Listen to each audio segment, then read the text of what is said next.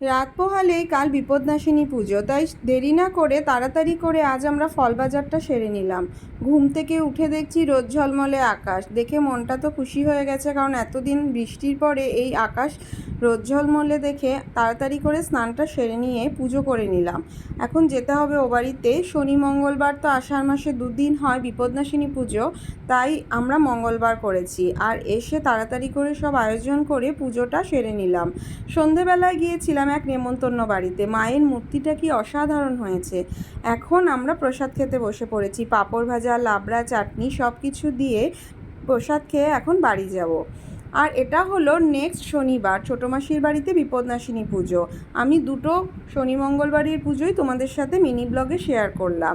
এখন এসে তুর্য দেরি না করে পাত পেরে সবার সঙ্গে প্রসাদ খেতে বসে পড়েছে। এভাবে প্রসাদ খাওয়ার মজাই আলাদা। আজকের মতন এখানে টাটা।